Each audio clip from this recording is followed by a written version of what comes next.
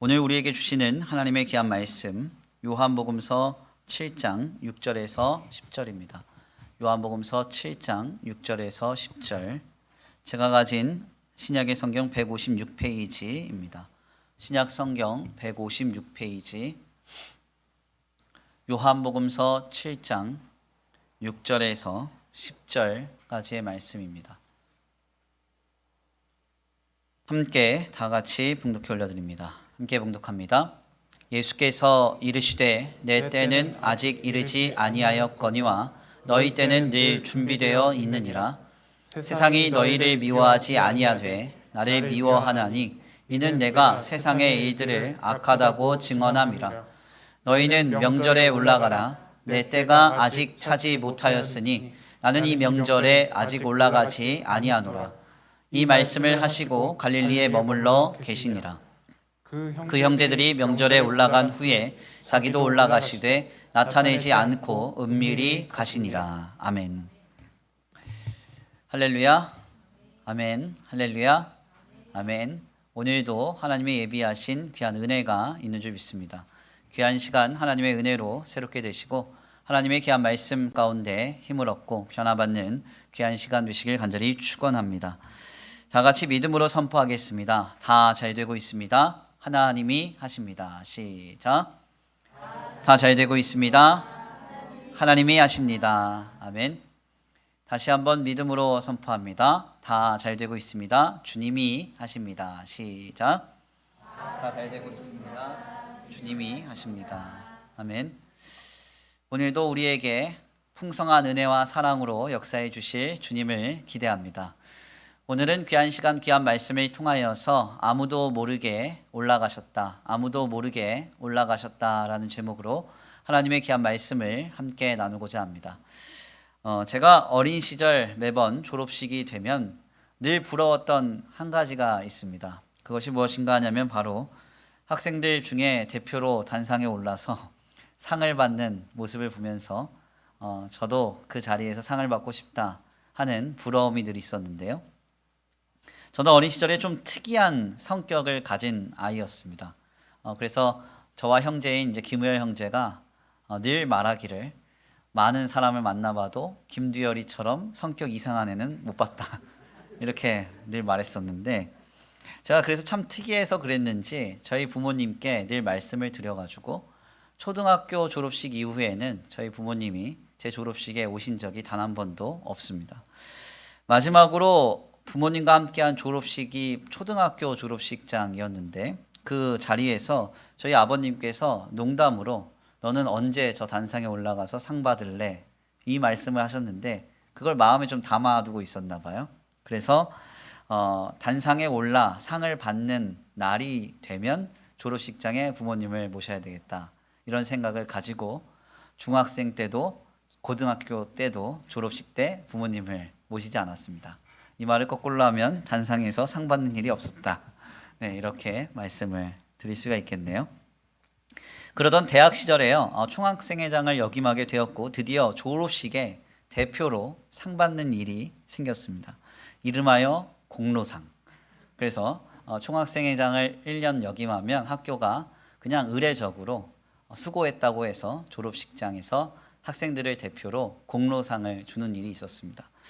저는 그래서 왠지 속으로 그런 생각을 했어요. 그래, 이번 졸업식에는 부모님을 모실 수 있겠구나. 그런 생각을 했습니다.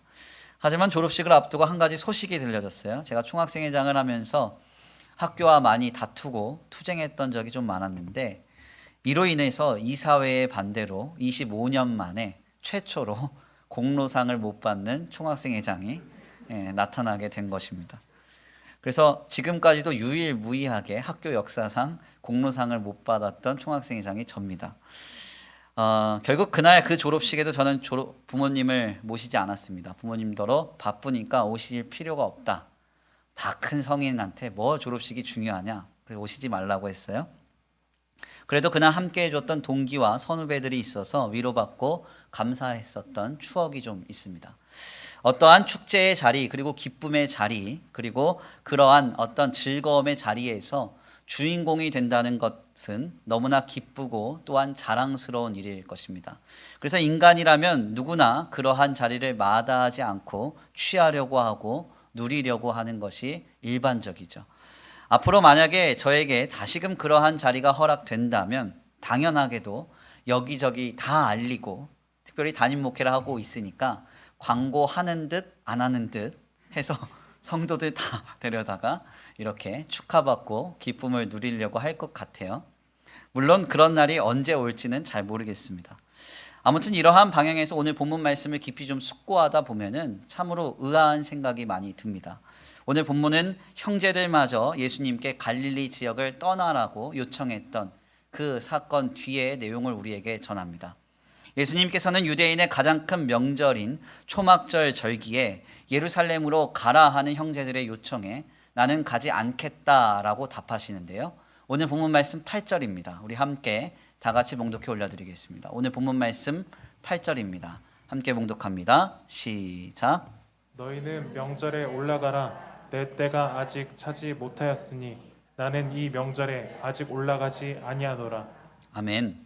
우리 예수님께서 형제들이 함께 예루살렘에 올라갑시다, 초막절 명절 행사에 함께 참여합시다, 이렇게 말씀하시는 그들의 요청에 우리 예수님은 자신은 초막절에 예루살렘에 방문하지 않겠다, 이렇게 말씀하십니다. 그런데 참 희한한 점은 바로 그 직후에 주님이 친히 은밀하게 그곳에 가셨다고 성경이 밝히는 것입니다. 10절입니다. 우리 함께 봉독합니다. 10절이요. 시작. 그 형제들이 명절에 올라간 후에 올라가시되 나타내지 않고 은밀히 가시니라. 아멘. 8절 말씀을 보니까 우리 예수님이 형제들에게 나는 예루살렘에 가지 않겠다, 이렇게 말씀하셨어요. 그런데 10절에는 갑자기 주님이 예루살렘에 가셨다, 이렇게 성경이 말합니다. 단 두 구절 사이에 예수님의 말과 행동이 일치되지 않는 모습이 우리에게 전해지는 것이죠. 결국 우리는 본문을 이해하면서 그러한 오해를 하나 하게 됩니다. 우리 예수님도 선한 의도를 가지고 착한 거짓말을 하셨구나. 네, 혹은 우리 예수님도 말과 행동이 일치하지 않으실 때가 있었구나, 이런 오해를 하게 되는 것입니다. 이것은 굉장히 심각한 오해죠. 우리가 본문을 통해서 우리 예수님을 오해하지 않기 위해서는 한 가지 중요하게 이 본문의 배경을 잘 들여다볼 필요가 있습니다. 하나님의 말씀인 성경은 그 당대의 문화와 상황을 담고 있기 때문에 이를 명확하게 전제하지 않으면 우리가 주님에 관하여서, 더 나아가 주님의 메시지에 관하여서 오해하게 되는데요. 대표적으로 오늘 본문 말씀에서도 예수님과 주님의 형제들은 예루살렘으로 가는 일에 관하여서 내려간다가 아니라 올라간다라고 표현을 하고 있습니다. 본래 가버나움은 이스라엘의 북쪽에 위치한 도시이고 이스라엘은 이 이스라엘 전체의 중앙부에 위치한 도시로서 결국 이 가버나움과 예루살렘을 우리가 지도상에서 보면 그 가버나움에서 이 예루살렘으로 간다 할 때는 올라간다가 아니라 내려간다라고 표현해야 맞습니다. 우리가 서울에서 천안을 가는데 서울에서 천안을 내려간다고 하시 누가 올라간다고 하겠습니까? 그런데 성경에서는 예수님도 그리고 주님의 형제들도 예루살렘으로 올라간다, 이렇게 표현을 합니다. 그렇다면 성경이 지금 잘못 기술하고 있는 것일까요? 그것은 아닙니다. 이는 실상 이스라엘의 지형을 전제하고 있기 때문에 그러한데요. 가버나움은 지형상 갈릴리 호수에 인접한 도시로서 낮은 위치의 도시입니다. 이에 반하여서 예루살렘은 산간 지방으로 높은 위치에 위치한 도시입니다.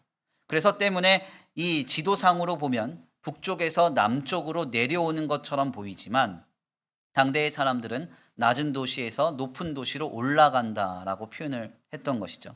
결국 예수님도 그의 형제들도 남쪽으로 가는 것이지만 올라간다라고 이렇게 예루살렘 가는 일에 관해서 말하고 있었던 것입니다. 이렇게 우리가 여기서 확인할 수 있는 성경의 특징은 본문, 즉 텍스트는 환경과 조건 그리고 상황, 즉 컨텍스트를 전제하고 있다는 점입니다. 이는 오늘 본문 말씀에 나타난 예수님의 이해되지 않는 모습 역시도 마찬가지인데요. 오늘 본문 말씀 이전의 말씀, 즉 4절 말씀에 따르면 예수님의 형제들은 예수님께 초막절에 예루살렘으로 가서 자기 자신을 드러내라, 이렇게 요청했습니다.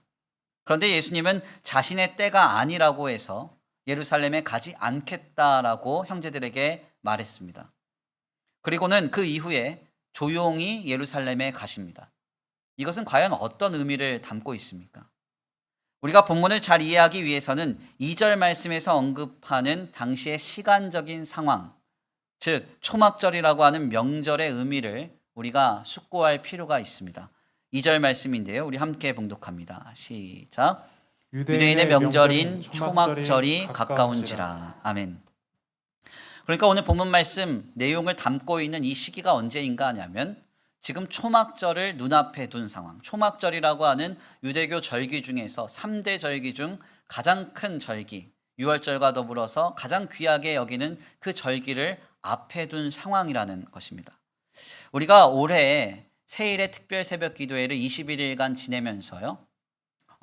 이 구약에 나타난 절기와 신약에 나타난 절기에 대해서 하나님의 시간과 이 절기에 담겨진 주님의 깊은 신앙과 메시지를 숙고했었습니다.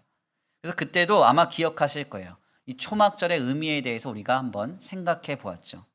초막절이 지닌 신앙의 의미는 오실 메시아를 기다리는 것이라고 했습니다. 그래서 그리스도께서 다시 오심과 이 종말의 신앙을 가지고 우리가 오늘 믿음의 생활을 하는 것에 관해서 이 초막절이 던져주는 깊은 신앙의 도전이 있다고 우리가 그 내용을 나눴습니다. 11일째.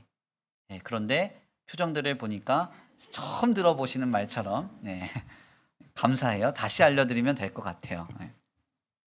아마 우리가 다 잊어버리셨겠지만 이 초막절은 그래서 오실 메시아, 이 오실 메시아를 기다리는 날로서 하나님 안에서 주여 메시아를 보내사 우리를 구원하여 주옵소서 하는 신앙을 가지고 이 종말의 신앙을 갖고 주님의 역사의 때를 기다리는 그 날이 바로 이 초막절 절기였습니다.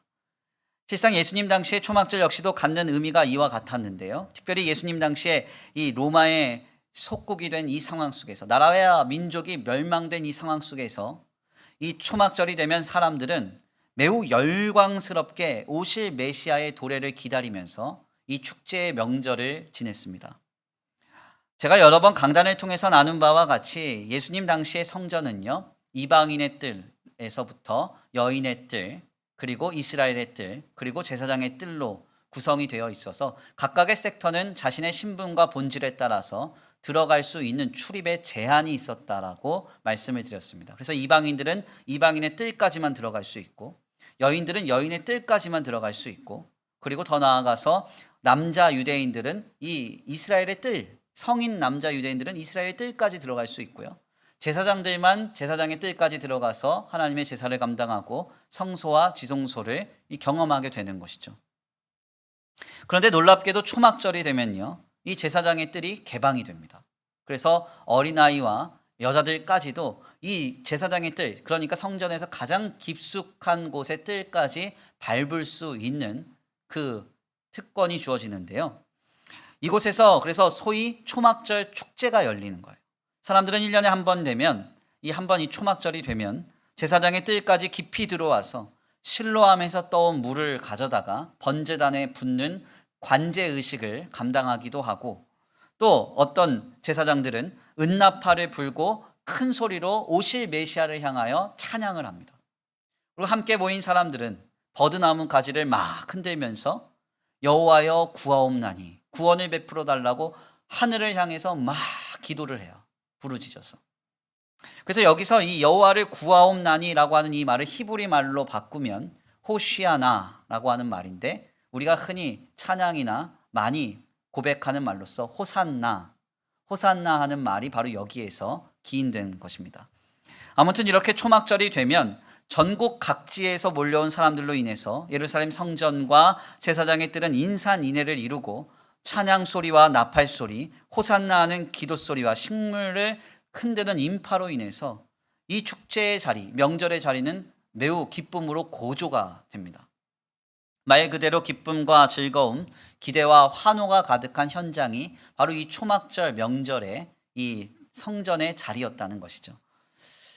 사실 우리가 여기까지의 말씀을 좀 들여다보면 이 내용이 어디서 많이 들어보고 많이 본 것 같다 이런 생각을 하게 되는데 이 내용을 우리가 어디서 확인할 수 있는가 하냐면 우리가 종려주일에 나누는 본문이요. 예수님이 예루살렘 성에 입성하실 때 사람들이 종려나무 가지를 흔들고, 그렇죠? 나귀 새끼를 타고 오신 예수님께 자신의 옷가지를 바닥에 깔면서 호산나 다윗의 자손 예수여 막 소리를 지르지 않습니까? 그러니까 이 내용이 어디서 기인된 건가 하냐면 바로 이 초막절 현장에서 사람들이 감당했던 신앙의 행위가 예수님께 투영되어 표출되는 것입니다. 즉 그들은 초막절에서 자신들이 감당했던 대로 오신 메시아를 맞이했던 것이죠. 이것이 실상 당시의 사람들이 초막절에 했던 행동이었고 메시아를 향한 신앙의 행위였습니다. 예수님 당시의 초막절은 이렇게도 그들이 기다리고 기다렸던 메시아, 나라와 민족을 로마의 압제로부터 구원하여서 강대한 나라를 세워줄 다윗과 같은 구원자를 향한 그들의 열망과 그들의 기대와 그들의 마음을 쏟아놓는 그런 말 그대로 축제와 기대의 현장이었다는 것이죠. 이와 같은 배경을 전제로 하여서 우리가 4절 말씀에서 예수님의 형제들이 이곳에 함께 참여하자라고 했던 말을 우리가 이해한다면 이 형제들은 어떤 의미를 가지고 이 말을 했는지를 우리는 분명하게 확인할 수가 있습니다. 그것은 바로 예수님의 형제들이 초막절 그 축제의 현장에서 성전 가장 깊숙한 뜰, 그 제사장의 뜰에서 엄청난 축제가 벌어질 때 예수님더러 그 중심에 서서 너희가 지금 기다리는 메시아가 나다 하고 자신을 드러내라고 예수님께 요청하였던 것입니다. 주님은 바로 이 요청을 거절하신 것이죠. 왜요? 아직 내 때가 되지 않았기 때문에. 아직 내 때가 되지 않았기 때문에 너희와 함께 예루살렘에 가서 그 초막절 현장에서 나를 메시아로 드러낼 수 없다고 주님이 거절하신 것입니다. 즉 예수님께서는 아예 초막절에 예루살렘에 가지 않겠다고 말씀하신 것이 아니라 너희가 원하는 대로 그 초막절의 현장에서 자신이 메시아임을 나타내지 않겠다고 거절하신 것이죠. 그래서 현대인의 성경은 본문의 말씀인 8절을 예루살렘에 올라가서 자신을 나타내라라고 하는 형제들의 요청에 우리 주님이 지금 올라가지는 않겠다. 지금 올라가지는 않겠다라고 말씀하셨다고 새롭게 번역했습니다. 현대인의 성경 8절입니다. 함께 읽어볼까요? 시작. 너는 어서 명절을 지키러 올라가거라. 나는 아직 때가 되지 않아서 지금 올라가지는 않겠다. 아멘. 너희는 어서 명절을 지키러 올라가거라. 나는 아직 때가 되지 않아서 지금 올라가지는 않겠다.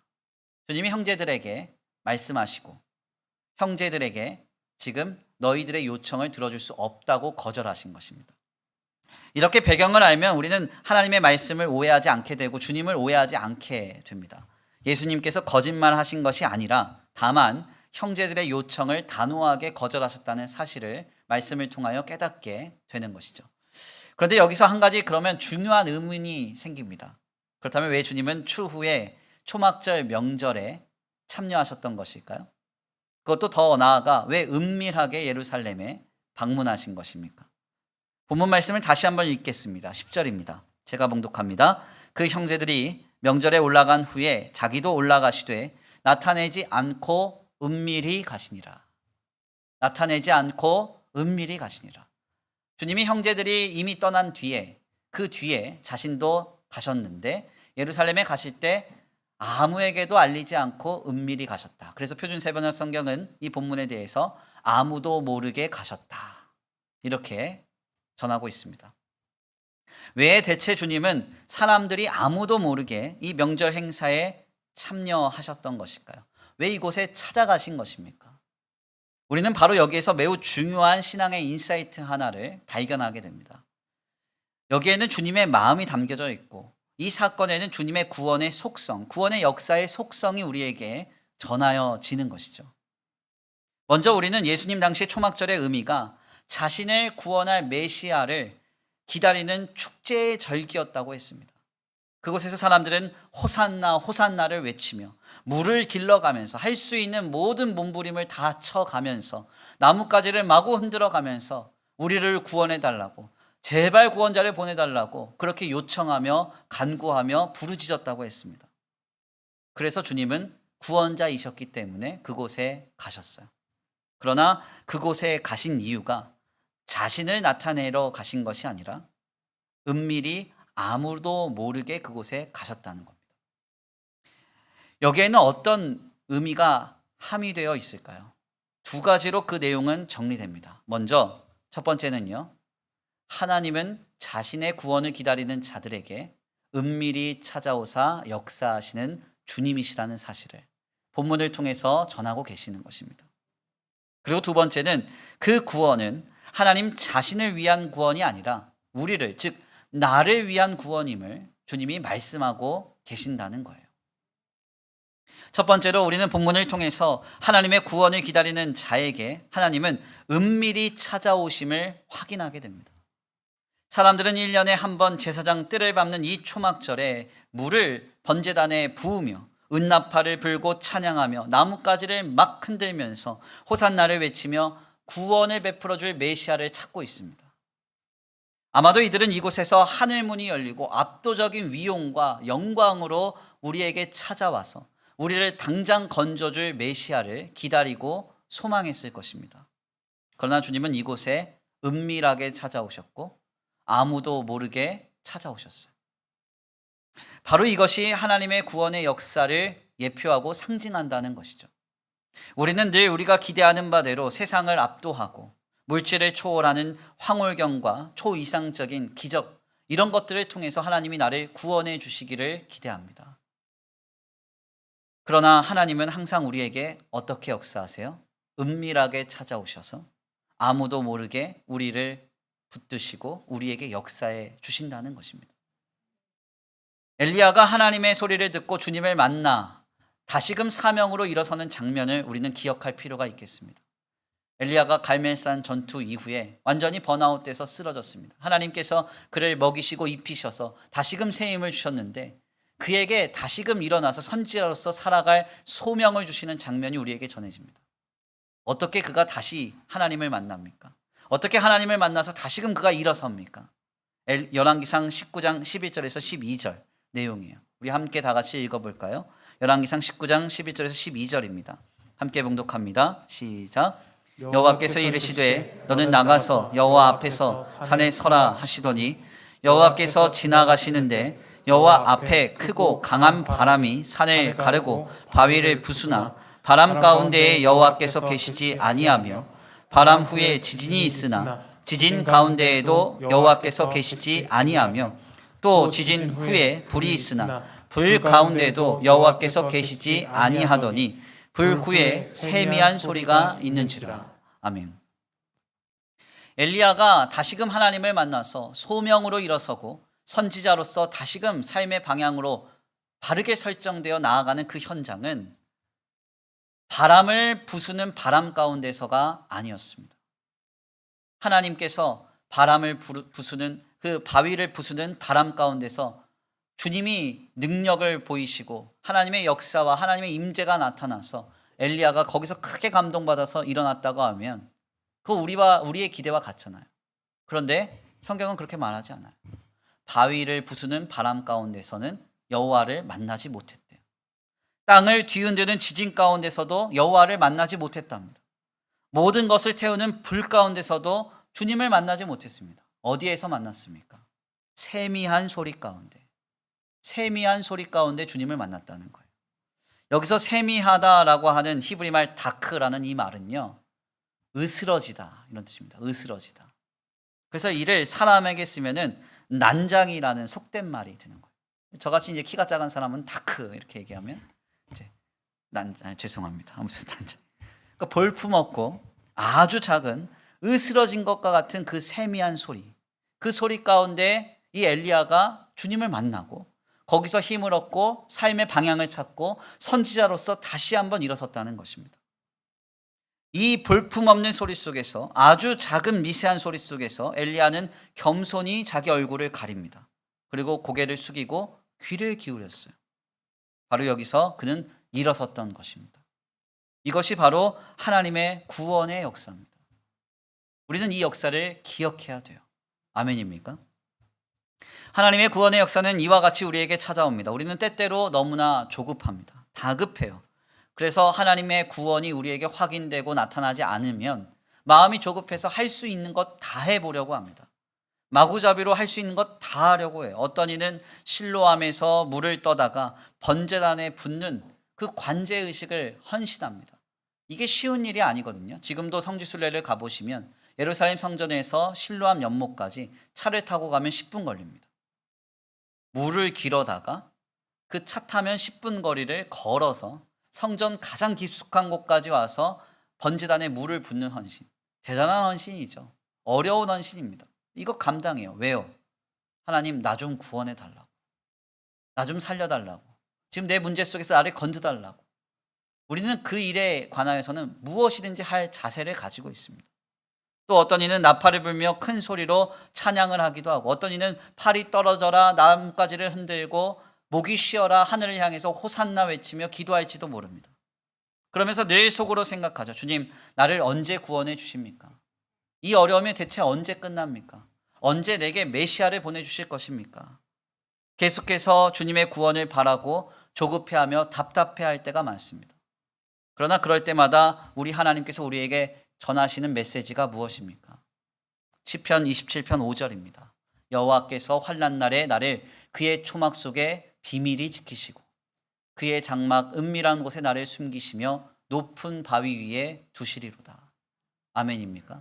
우리는 당장 환난 날에 모든 환난이 소멸되고 만사형통하며 무병장수하기를 기대하고 그러한 초월적인 기적이 내게 있기를 늘 말하지만 주님 말씀합니다.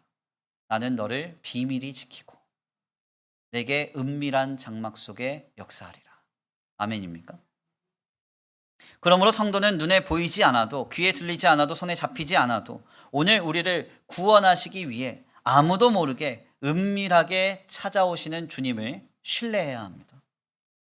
아멘. 그래서 예레미야 선지자는 그 내용을 이렇게 우리에게 노래했죠. 사람이 여호와의 구원을 바라고 잠잠히 기다림이 좋도다. 이 고백을 했던 현장이 어떤 현장이에요? 나라와 민족이 멸망을 당하고 사람들이 다 포로로 끌려가고 왕은 두 눈과 혀가 뽑혀서 끌려가고 하나 남은 소망, 예루살렘 성전마저 불타 없어지는 그 현장 속에서 예레미야가 고백하는 겁니다. 사람이 여호와의 구원을 바라고 잠잠히 기다림이 좋도다. 눈앞에 보여지는 현실은 아무것도 소망이 없다 할지라도 주님은 은밀하게 찾아오사 자신의 구원을 베풀어 주시는 은혜의 주님이심을 고백했던 것입니다. 그러므로 우리는 우리가 기대하는 방식이 아니라도 우리가 생각하는 방식이 아니라도 주님이 은밀히 찾아오사 우리에게 자신의 구원을 이루실 것임을 믿고 확신해야 합니다. 그래서 기독교 영성 작가로 유명한 브레넌 매닝은 그의 책인 신뢰라는 책에서 이런 고백을 우리에게 전합니다. 우리의 인생의 여정에서 가장 가슴 아픈 시간에 하나님은 침묵하시는 것 같지만 돌아보면 그것은 베일에 가려진 자상하신 하나님의 임재의 시간입니다. 아멘입니까? 우리의 어려운 순간에 주님이 침묵하시는 것 같아요. 나 하나도 안 도와주시는 것 같고 주님 너무 가만히 계시는 것 같아요. 그렇지만 돌아보면 그것은 베일에 가려진 자상하신 하나님의 임재의 시간이라는 것입니다. 우리는 우리에게 은밀히 찾아오셔서 아무도 모르게 찾아오셔서 자신의 구원을 베풀어 주시는 주님이 계신다는 사실을 온전히 신뢰하고 이것을 항상 잊지 말아야 합니다. 그렇다면 여기까지의 말씀을 나누면서 우리는 또다시 이런 질문을 할 수 있죠. 왜 하나님은 은밀하게 찾아오셔서 역사하시는 것입니까? 앞서 말씀드렸듯이 바위를 부수는 바람 가운데서 세상을 압도하고 물질을 초월하는 기적 가운데서 찾아오셔서 역사하시면 참 좋을 텐데 왜 주님은 아무도 모르게 오셔서 우리에게 구원을 베풀어 주시는 것일까요? 왜 예수님은 메시아이셨음에도 불구하고 그 메시아를 기다리며 대망하는 그 축제의 자리에서 자신을 드러내지 아니하시고 아무도 모르게 그곳에 가셨던 것일까요? 우리는 바로 여기에서 본문이 담고 있는 두 번째 의미를 깨닫습니다. 우리를 향한 구원은 하나님 그 자신을 위한 구원이 아니라 오늘 우리, 즉 나를 위한 구원이기 때문에 그렇습니다. 아멘입니까? 가만 한번 생각을 해보세요. 메시아를 소망하면서 기대하는 그 축제의 자리에서 주님이 자신의 메시아 되심을 증거하시고 나타내셨다고 하면 그 자리에서 우리는 주님이 일약 스타가 되셨다고 하는 사실을 추측할 수 있습니다. 즉 하나님의 구원의 역사를 누리는 현장이 아니라 예수님께만 몰입되고 집중되는, 주님만 높아지는 결과가 나타났다는 것이죠. 우리가 바로 직전에 나눈 말씀과 같이 그 수도 없는 사람들이 모인 그 제사장의 뜰, 초막절 축제 현장에서 주님이 오병이어의 기적을 베푸셨다든지, 아니면 물 위를 걷는 퍼포먼스를 주님이 보여주셨다고 생각해 보세요. 그렇다면 그곳에서, 그 초막절 현장에서 우리 주님은 땅이 진동할 만큼 사람들이 소동하면서 한순간에 슈퍼스타가 되는 그런 일을 경험하셨을 것입니다. 그러나 우리 예수님은 이와 같이 하시지 않았어요. 왜요? 구원을 바라는 자신의 백성들에게 은밀히 찾아가심은 자기를 드러내려 하신 것이 아니라 조용히 찾아가사 그 은밀한 중에 역사하시는 구원의 은혜를 베풀어 주시는 주님이심을 주님 말씀하시고자 했기 때문입니다. 즉 주님의 구원은 주님 그 자신을 위한 것이 아니라 나를 위한 것이라는 사실을 담고 있는 것이죠. 이는 하나님의 모든 역사를 이해함에 있어서도 동일합니다. 우리는 종종 하나님의 역사가 하나님 자신을 나타내거나 증거하기 위함이라고 생각할 때가 있습니다. 그러나 우리가 착각하지 말아야 할 점은 우리 하나님은 하나님이시라는 거예요. 아멘. 즉 창조주이시라는 것입니다. 창조주 되신 하나님은 피조물에게 자신을 증거하실 필요가 없습니다. 왜냐하면 피조물이 인정하든 인정하지 않든, 피조물이 어떻게 판단하든 우리 하나님은 하나님이시기 때문이죠. 결국 하나님이 하시는 모든 구원 역사의 목적은 주님 자신을 드러내기 위함이 아닙니다. 다만 주님이 자기 목숨을 내어 주실 만큼 사랑하신 자신의 백성을 위해서 하나님이 친히 감당하신 일일 뿐이라는 사실을 우리는 잊지 말아야 돼요. 즉 은혜입니다. 은혜. 하나님은 자신을 증거하지 않아도 하나님이시거든요. 피조물에게 인정받지 않아도 되시는 분이시거든요. 그러나 왜 굳이 은밀하게 찾아오셔서 우리에게 은혜를 베풀어 주십니까? 나를 사랑하시기 때문이에요. 내게 은혜를 베풀어 주시기 위해서 주님이 이와 같이 하시는 것입니다. 우리는 지금 이 은혜 가운데 있습니다. 눈에 보이진 않습니다. 손에 잡히진 않습니다. 귀에 들리진 않습니다. 하나님의 존재가 명확하게 보여서 주님께만 몰입되는 현장에 우리가 놓여져 있지 않습니다. 그러나 우리의 삶의 면면을 보면, 주변을 돌아보면 늘 하나님께서 은밀히 찾아오사 우리의 삶을 주도하고 계시고 붙들고 계시며 함께하고 계심을 우리는 확인할 수가 있는 것입니다. 모두가 다 경험하고 있듯이 우리는 지금 하나님의 구원의 은혜가 절실하고 간절한 시대를 살아가고 있습니다. 많은 문제와 어려움들 속에서, 신앙의 문제와 영과 육가운의 문제 속에서 하나님 나를 구원하여 주옵소서, 나를 건져 주옵소서, 우리는 이렇게 고백하며 살아갈 수밖에 없는 그런 환경 속에 지금 놓여져 있어요. 우리 교회가 창립 40주년이 되었습니다. 그래서 작년부터 해서 임직식을 준비했는데 코로나 때문에 계속하지 못하고 이제 11월 셋째 주 되어서 저희가 할 예정이에요. 창립 40주년 임직식을 감당하는 문제로 이런저런 목사님들과 협의하고 논의를 하면서요, 지금 현재 얼마나 많은 교회와 성도들이 어려움을 당하고 있는지에 관해서 말도 못한 사연을 많이 들었습니다. 그래서 어떤 은사님이 제게 그런 말씀을 하시더라고요. 지금 한국 교회와 성도들이 너무나 많이 고생하고 있고 고전하고 있다. 그래서 그냥 그 신앙의 자리를 버티고 있는 것만으로도 대견스럽다는 거예요. 정말 어려운 시대에 우리가 지금 신앙생활하고 있는 것입니다. 이런 시대에 우리가 기대하는 것은 무엇입니까? 하나님 우리를 건져 주옵소서. 우리를 구원하여 주옵소서. 하나님의 압도적인 구원의 은혜와 역사가 내게 임하기를 원합니다. 우리가 그런 절박한 마음을 지금 가지고 있지 않습니까? 특별히 코로나에 걸렸던 저는 회복의 과정에서 특별한 체험을 했습니다. 그 체험을 잊지 못합니다. 제가 한 9일에서 10일 정도 고열로 시달렸습니다. 그래서 열이 많이 날 때는 한 39도, 39.4도까지 올라갔었는데 해열제를 먹으면 한 1도 정도 떨어집니다. 38.4도. 이러면 조금 몸이 나아요. 그러다가 조금 시간이 지나면 열이 확 올라갑니다. 39.4도. 또 이렇게. 그게 한 10일 정도 이어졌어요.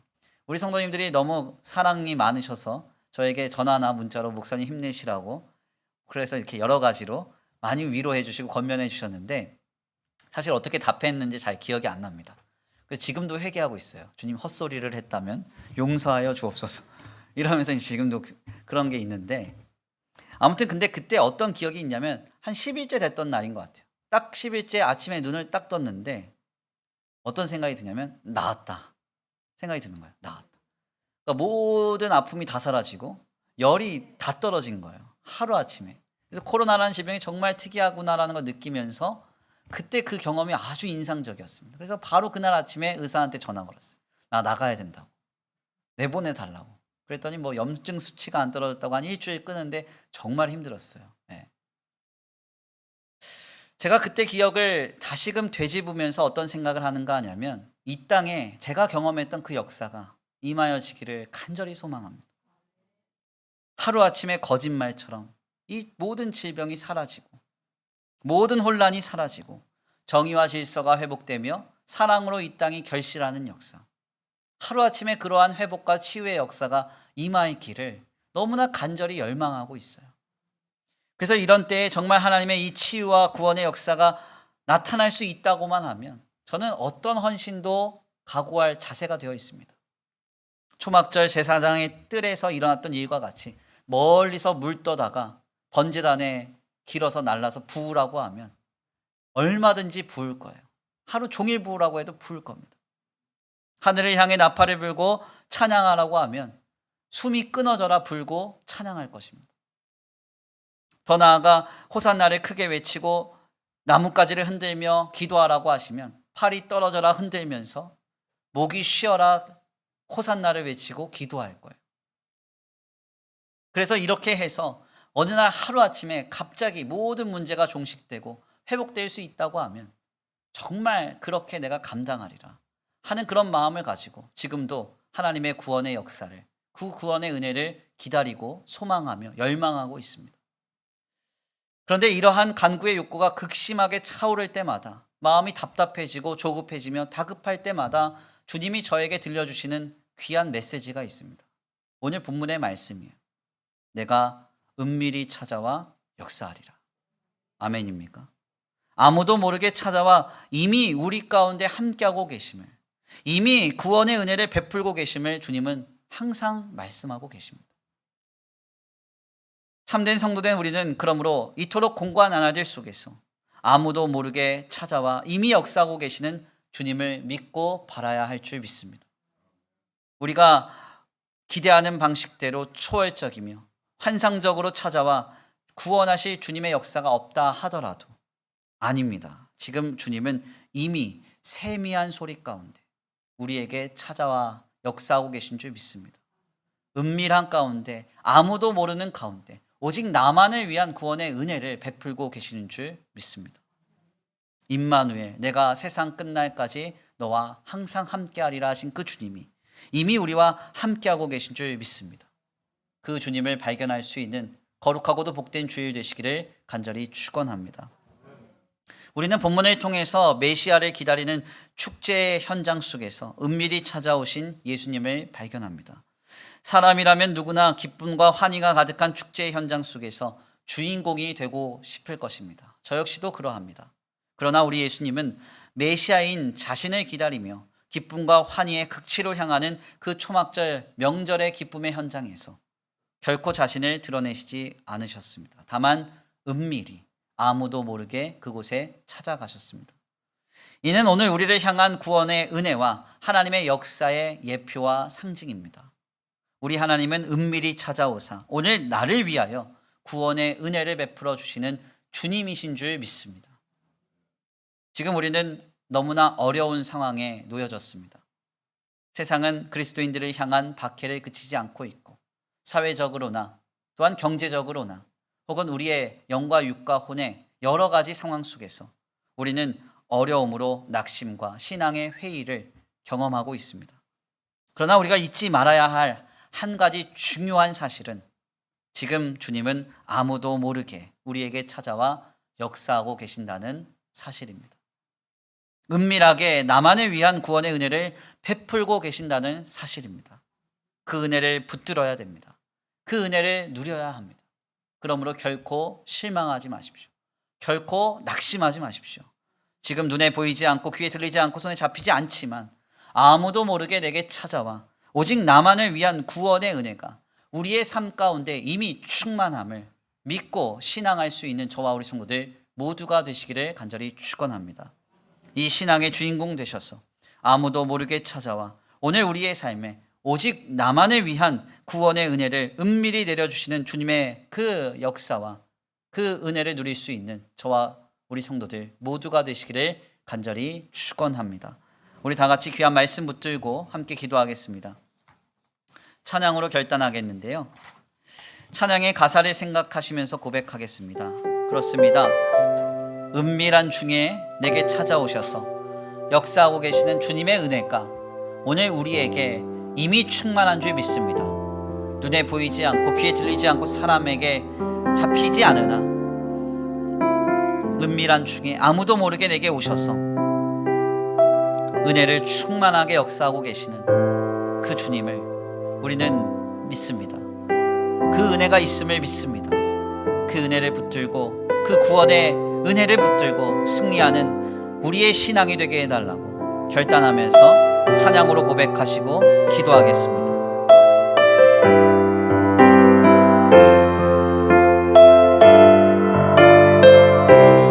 내가 누려왔던 모든 것들이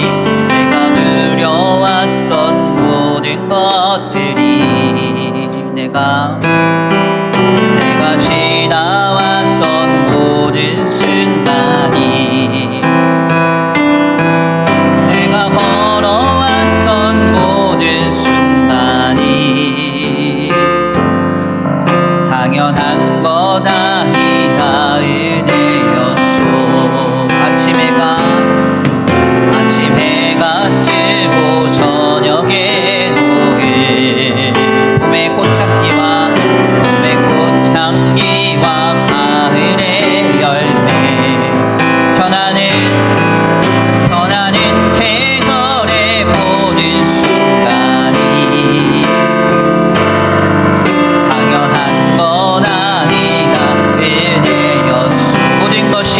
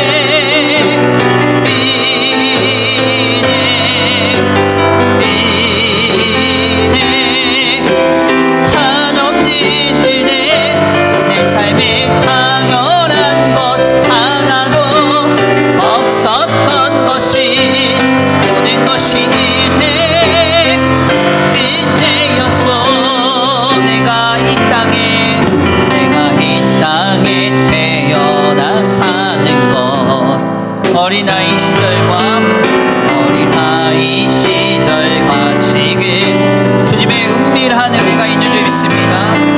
숨을 쉬며 살며 꿈을 꾸는 삶 당연한 것 아니라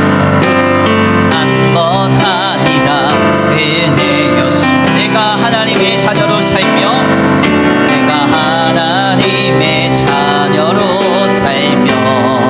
오늘 찬양하고 예배한 은밀한 구원의 역사가 내게 임하였습니다. 복음을 전할 수 있는 축복이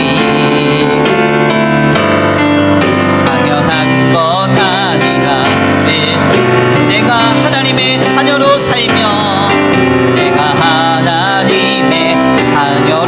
살며 오늘 찬양하고 오늘 찬양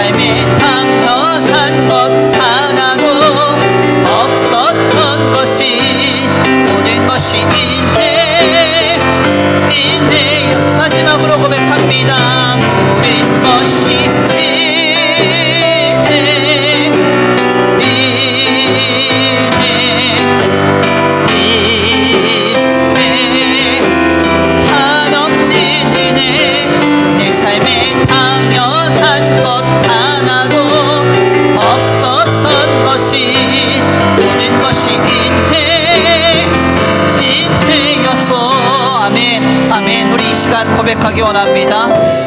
하나님의 구원의 역사를 우리는 너무나 초월적으로 이상적으로만 바라보지만 주님 우리에게 이미 말씀하고 계십니다. 내가 은밀한 중에 찾아와 이미 내게 역사하고 있느니라.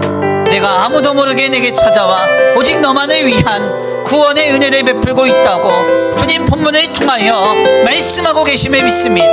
하나님, 이렇게도 권고하고 어려운 현실 속에서 우리를 향하여 이미 은혜를 베풀어 주고 계신 그 주님을 발견하며 그 은혜를 누리며 살아가기를 원합니다. 낙심하지 말게 하시고 실망하지 말게 하시고 실족하지 않게 하여 주옵소서.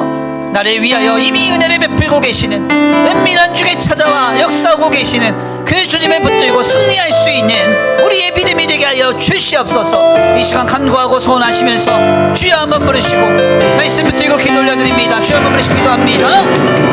주여, 사랑과 은혜가 많으신 하나님 감사합니다. 하나님, 이 시간 주님 앞에 감손히 머리 숙여 기도합니다. 간구하며 소원합니다.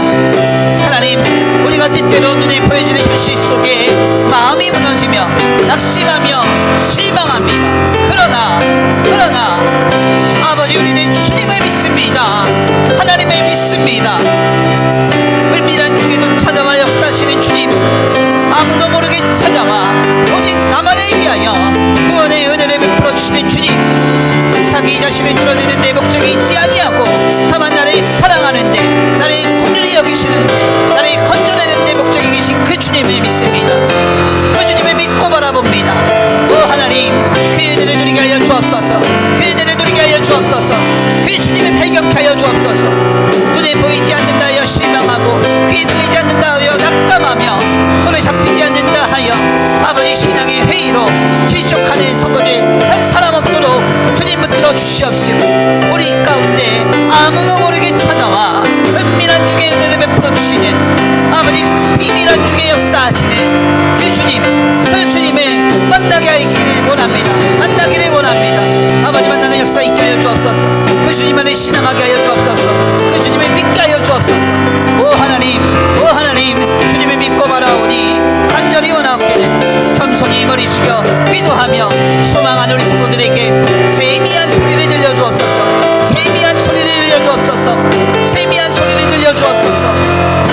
오 하나님, 비밀이 역사하시는 그 주님의 손길을, 그 비밀이 역사하시는 주님의 손길을 경험케 하여 주옵소서. 은밀한 중에 역사하시는 그 주님을 발견케 하여 주옵소서. 은밀한 중에 찾아오신 그 주님을 만나게 하여 주옵소서. 은밀한 중에 역사하신 그 주님의 역사를 누리게 하여 주옵소서. 아버지도 오실 줄 믿습니다. 아버지 함께 하실 줄 믿습니다. 오 하나님, 역사하시고 아버지 인도하여 주시옵소서. 모든 것이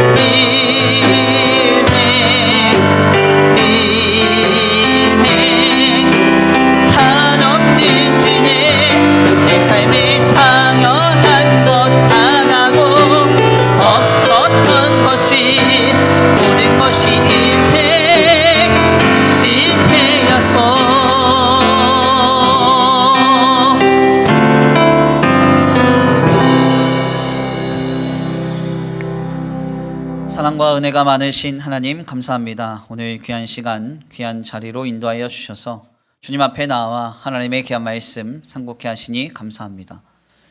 하나님, 그렇습니다. 우리 예수님은 초막절 그 축제의 자리에 주인 되셔야 했음에도 불구하고 주인공이셨어야 했음에도 불구하고 은밀하게 그곳에 찾아가사 구원의 은혜를 베풀어 주시는 주님이셨음을 나타내심을 귀한 말씀을 통하여 발견합니다.